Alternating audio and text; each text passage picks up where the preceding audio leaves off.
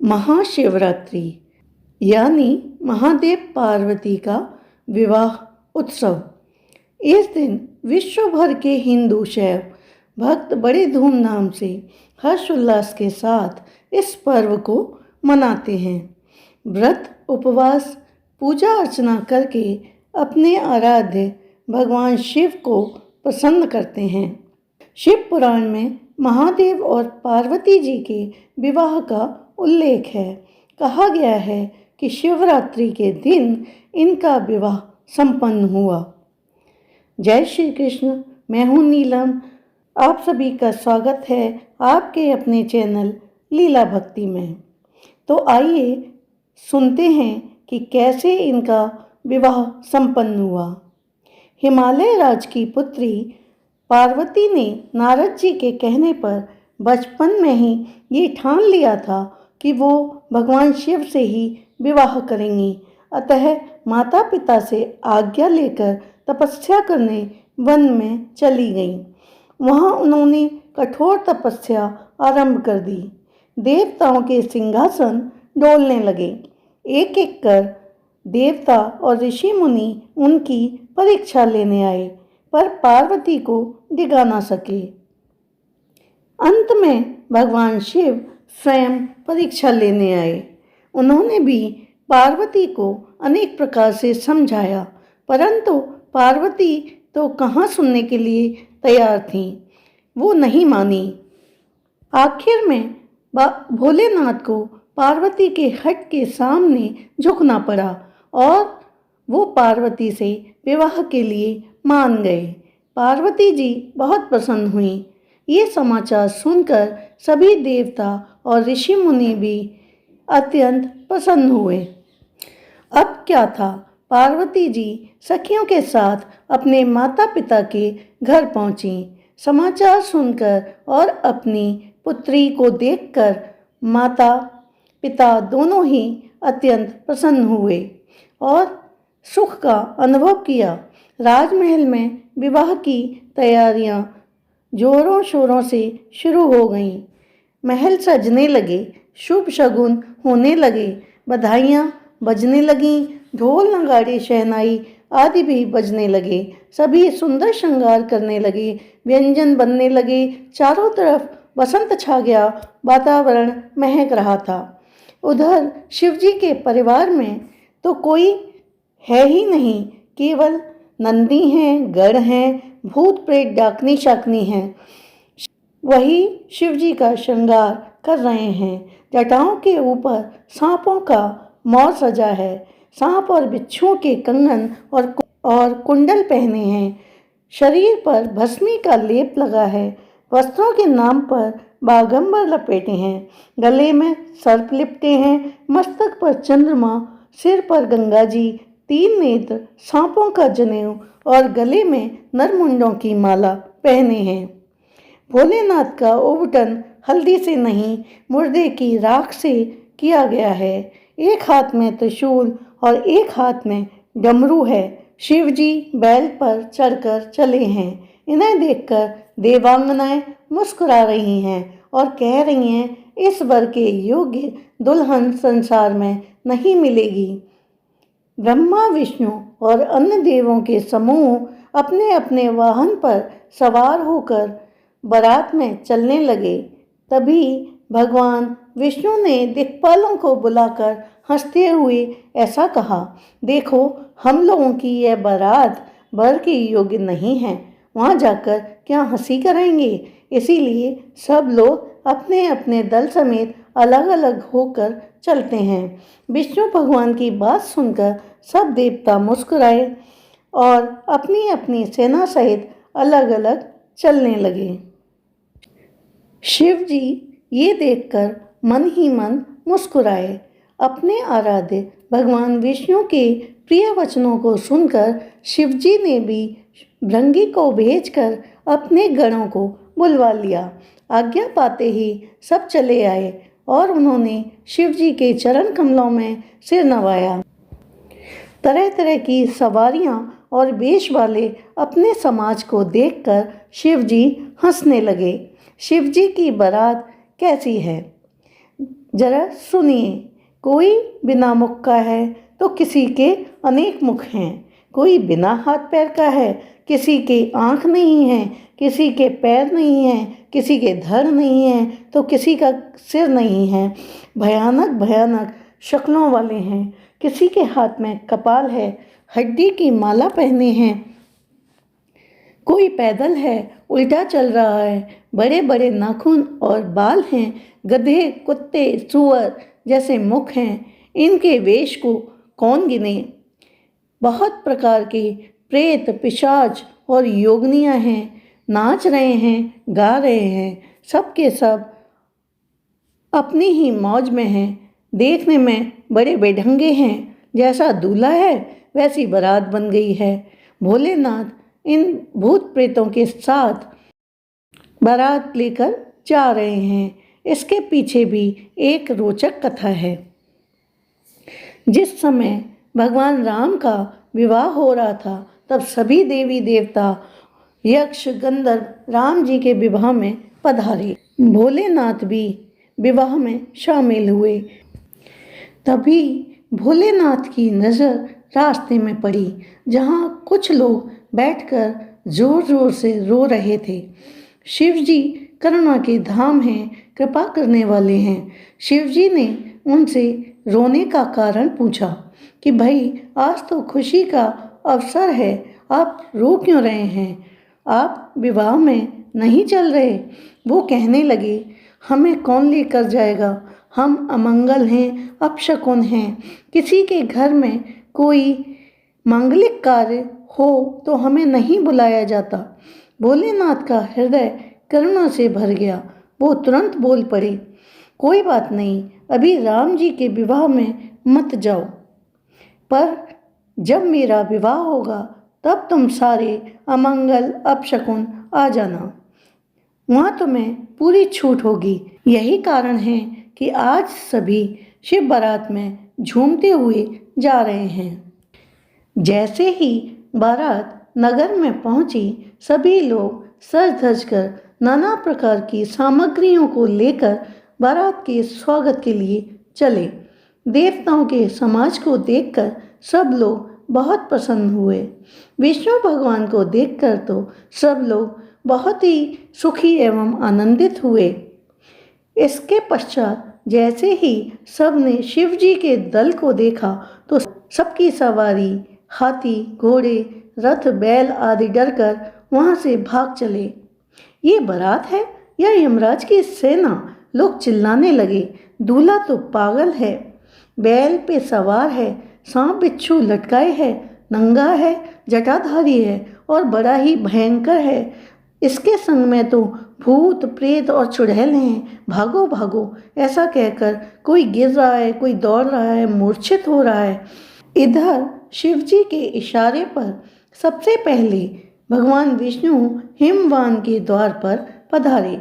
मैना पार्वती जी की माता ने सोने के थाल में शुभ आरती सजाई। उनके साथ सखियां मंगल गीत गाती हुई चल रही हैं। इस प्रकार मैना शिव जी का परछन करने चली। जब मैना ने विष्णु के अलौकिक रूप को देखा तो देखती ही रह गई। उन्होंने नारद जी से पूछा, नारद, क्या ये ही मेरी पुत्री शिवा के शिव हैं?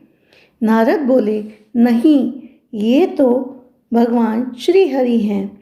पार्वती जी के पति तो और भी अलौकिक हैं, उनकी शोभा का वर्णन नहीं हो सकता। इसके बाद एक एक कर सारे देवता आते जा रहे हैं। मैना देवी उनका परिचय पूछती हैं और नारद जी उनको शिव जी का सेवक बताते हैं। आखिर में शिव जी अपने शिवगणों के साथ वहाँ पधारे हैं। सभी विचित्र वेशभूषा धारण किए हैं। मैना और अन्य स्त्रियां उन्हें देखकर भयभीत हो गईं, कुछ मूर्छित हो गईं। मैना जी दुखी होकर विलाप करने लगीं, कहने लगीं, चाहे जो भी हो, मैं अपनी पुत्री का विवाह इस अमंगल वेशधारी के साथ नहीं करूंगी। उन्होंने पार्वती से कहा, मैं तुम्हें लेकर पहाड़ से कूद जाऊंगी, या अग्नि में जल जाऊंगी, चाहे पूरे संसार में अपयश हो, पर मैं जीते जी इस बावले वर से तुम्हारा विवाह नहीं करूंगी। मैना ने नारद जी को भी खूब खरी खोटी सुनाई। मैंने और मेरी पुत्री ने तुम्हारा क्या बिगाड़ा था? क्यों तुमने ऐसा उपदेश किया जिससे उसने ऐसे वर के लिए कठोर तप किया? ऐसा सुनकर पार्वती अपनी माँ से बोली, हे माता, कलंक मत लो, रोना छोड़ो। ये अवसर विषाद करने का नहीं है। मेरे भाग्य में जो सुख दुख लिखा है उसे तो मैं जहाँ जाऊंगी वहीं पाऊंगी। पार्वती के ऐसे विनय युक्त कोमल वचन सुनकर सारी स्त्रियां सोच करने लगीं और विधाता को दोष देकर आंसू बहाने लगीं। अपनी माता को समझाकर पार्वती जी शिव जी के पास पहुंची। उन्होंने शिव जी से निवेदन किया, हे भोलेनाथ, मुझे आप सभी रूप और सभी वेश में स्वीकार हैं, लेकिन प्रत्येक माता पिता की इच्छा होती है कि उनका दामाद सुंदर हो। तभी वहाँ विष्णु जी आ जाते हैं और कहते हैं, पार्वती आप चिंता मत कीजिए, आज जो भोले बाबा का रूप बनेगा उसे सभी देखते रह जाएंगे। आप ये जिम्मेदारी मुझ पर छोड़ दीजिए। अब भगवान विष्णु ने भोले बाबा का सुंदर श्रृंगार किया है, सुंदर वस्त्र धारण कराए हैं, मस्तक पर चंद्रमा सुशोभित है, करोड़ों कामदेवों को लज्जित करने वाला रूप सजाया है। भोले बाबा के इस रूप को विष्णु भगवान ने चंद्रशेखर नाम दिया है। तो बोलिए चंद्रशेखर भगवान की जय। इस समाचार को सुनते ही हिमाचल उसी समय नारद जी और सप्त ऋषियों को साथ लेकर अपने घर मैना देवी के पास पहुँचे। तब नारद जी ने मैना को पार्वती के पूर्व जन्म की कथा सुनाई और कहा, हे देवी, आप बहुत सौभाग्यशाली हैं। आपकी पुत्री साक्षात जगत जननी जगदम्बा है। पहले ये दक्ष प्रजापति के घर जन्मी थी, तब इनका नाम सती था। रूप और सौंदर्य की खान सती वहाँ भी शिव जी से ही ब्याही गई थी। एक बार मोहवश इन्होंने शिव जी का कहना नहीं माना और भगवान राम की परीक्षा ली। तब भगवान शिव ने मन से इनका त्याग कर दिया। इस बात से दुखी सती ने अपने शरीर का त्याग करना ही उचित समझा और अपने पिता दक्ष के यज्ञ में अपने शरीर का त्याग कर दिया। फिर इन्होंने ही आपके घर पार्वती के रूप में जन्म लिया है। ऐसा जानकर संदेह छोड़ दो। पार्वती तो सदा ही शिव जी की प्रिया हैं। अब आप देखना कि भोलेनाथ के रूप को जिसे भगवान श्री हरि ने स्वयं अपने हाथों से सजाया है। तब नारद के वचन सुनकर सबका विषाद मिट गया और क्षण भर में यह समाचार सारे नगर में फैल गया। तब मैना और हिमवान आनंद मग्न हो गए। जैसे ही मैना देवी ने भगवान शिव के चंद्रशेखर स्वरूप का दर्शन किया है, वो अत्यंत सुख का अनुभव करने लगीं। उनकी आरती उतारने लगीं। सब जगह मंगल गीत गाए जाने लगे। भांति भांति के स्वर्ण कलश सजाए गए। हिमालय ने आदरपूर्वक सब बरातियों को, ब्रह्मा विष्णु और सभी देवी देवताओं को बुलवाया है। भोजन करने वालों की बहुत सी पंक्तियाँ बैठीं। चतुर रसोइये परोसने लगे। जिस घर में स्वयं माँ भवानी रहती हों, वहाँ की ज्योनार का यानी दावत का वर्णन कैसे किया जा सकता है। वहाँ की स्त्रियाँ देवताओं को भोजन करा रही हैं। 56 भोग हैं, 36 व्यंजन हैं और अनेक प्रकार की रुचि और स्वास्थ्यवर्धक व्यंजन हैं। तभी वहाँ की स्त्रियाँ कोमल वाणी में व्यंग वचन सुनाने लगीं, यानी कि हास्य विनोद करने लगीं। भोजन कर लेने के बाद सभी के हाथ धुलाए गए, सभी को सुगंधित पान दिए गए। फिर सब लोग अपने अपने स्थान जहाँ ठहरे थे वहाँ चले गए। इसके बाद शुभ मुहूर्त देखकर शिवजी को सुंदर सिंहासन पर बिठाया। लग्न पत्रिका सुनाई गई। फिर सखियां मुनियों की आज्ञा पाकर पार्वती को सुंदर श्रृंगार करके मंडप में ले आईं। पार्वती को जगदम्बा और शिवजी की पत्नी जानकर देवताओं ने मन ही मन उन्हें प्रणाम किया। भवानी सुंदरता की सीमा है, करोड़ों मुखों से भी उनका वर्णन नहीं किया जा सकता। पार्वती जी मंडप के बीच जहाँ शिवजी थे वहाँ गई। संकोच के कारण पति के चरण कमलों को देख नहीं सकती, परंतु उनका मन रूपी भंवरा तो वही रसपान कर रहा था। मुनियों की आज्ञा से शिवजी और पार्वती जी ने गणेश जी का पूजन किया। मन में किसी को भी ये शंका नहीं करनी चाहिए कि गणेश जी तो शिव पार्वती की संतान हैं, अभी विवाह से पूर्व ही कहाँ से आ गए। परंतु गणेश जी तो अनादि हैं, इसलिए सृष्टि के आरंभ से ही इनकी प्रथम पूजा की जाती है। पर्वतराज हिमालय ने कुश हाथ में लेकर तथा कन्या का हाथ पकड़कर शिवजी के हाथ में दिया है। तब महेश्वर ने पार्वती का पाणी ग्रहण किया तो सभी देवी देवता बहुत ही हर्षित हुए। देवतागण शिवजी की जय जयकार करने लगे। चारों तरफ ढोल नगाड़े बजने लगे। आकाश से पुष्प वर्षा होने लगी। शिव पार्वती का विवाह संपन्न हुआ। सभी लोग आनंद से भर गए। हिमाचल ने अपनी पुत्री पार्वती को बहुत प्रकार का दहेज दिया है। रत्न, आभूषण, वस्त्र, हाथी, घोड़े, पालकी आदि और सखियां भी साथ में दी हैं। फिर हाथ जोड़कर शंकर जी से कहा है, हे शंकर, आप तो पूर्ण काम हैं, मैं आपको क्या दे सकता हूँ। इतना कहकर उन्होंने शिवजी के चरण कमलों को पकड़ लिया। तब कृपा के धाम शिवजी ने अपने ससुर का सभी प्रकार से समाधान किया है। फिर प्रेम से पूर्ण मैना जी ने शिवजी से हाथ जोड़कर कहा, हे नाथ, यह उमा मुझे प्राणों के समान प्यारी है, आप इसे अपने घर की टहलनी बनाइएगा और इसके अपराधों को क्षमा करते रहिएगा। शिवजी ने बहुत तरह से अपनी सास को समझाया है। फिर माता ने पार्वती को बुलाकर अपनी गोद में बिठाया और ये सुंदर सीख दी है कि हे पार्वती, तू सदा शिवजी के चरणों की पूजा करना। नारी का यही धर्म है, उसके लिए पति ही देवता हैं और कोई देवता नहीं। कहते कहते उनकी आंखों में आंसू भर आए और उन्होंने अपनी पुत्री को छाती से लगा लिया। पार्वती जी फिर माता से मिलकर चलीं। सभी ने उन्हें योग्य आशीर्वाद दिए।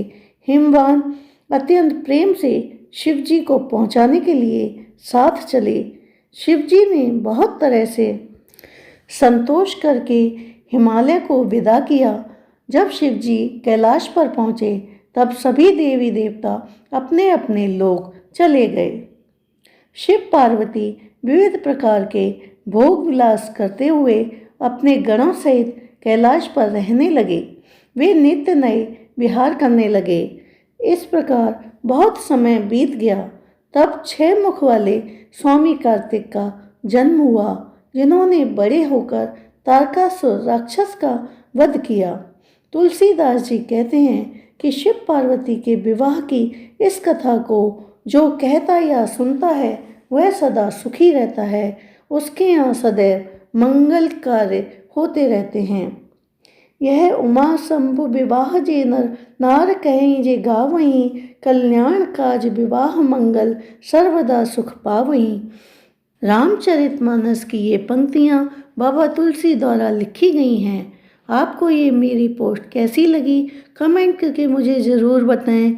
ऐसे ही मंगलमय और कल्याणकारी कथाओं का आनंद लेने के लिए, मेरे चैनल से जुड़े रहने के लिए मेरे चैनल को सब्सक्राइब करें। जय जय श्री राधे।